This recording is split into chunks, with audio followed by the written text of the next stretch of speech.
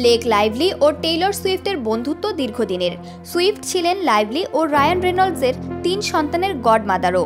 ইন্ডাস্ট্রিতে সুইফটের কথিত একমাত্র ঘনিষ্ঠ বান্ধবী সেলেনা গোমেজের সঙ্গেও দূরত্ব বাড়ে লাইভলির কারণেই। সেই বেস্ট ফ্রেন্ডই এবার হুমকি দিল সুইফটকে।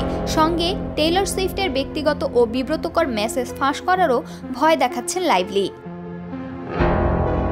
ঘটনার সূত্রপাত ইট এন্ডস উইথ আস সিনেমার মাধ্যমে। সেই সিনেমায় একে অপরের ভালোবাসার মানুষের ভূমিকায় অভিনয় করেছেন পরিচালক ও অভিনেতা জাস্টিন বালডনি এবং ব্লেক লাইভলি।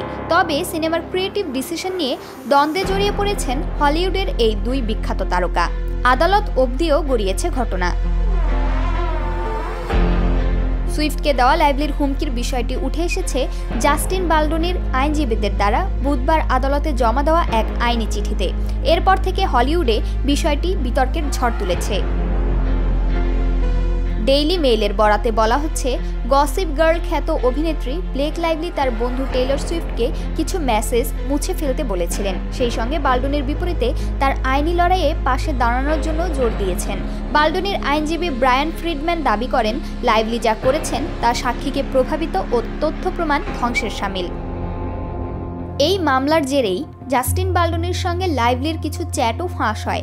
সেখানে স্পষ্টই বোঝা যাচ্ছিল স্বামী রেনল্ডস এবং বান্ধবী সুইফটের জনপ্রিয়তাকে কাজে লাগিয়ে পরিচালক বালডনিকে দাবিয়ে রাখার চেষ্টা করেছিলেন লাইভলি। গেম অফ থ্রোনস সিরিজের উদাহরণ টেনে নিজেকে খালেসি এবং রায়ান ও সুইফটকে ইঙ্গিতপূর্ণভাবে তার বাধ্যগত ড্রাগন বলেও অভিহিত করেন লাইভলি। তারপর থেকেই টেইলর সুইফট এবং ব্লেক লাইভলির বন্ধুত্বে ফাটল ধরতে শুরু করে। প্রমাকান্তা কোয়েল, বার্তা 24।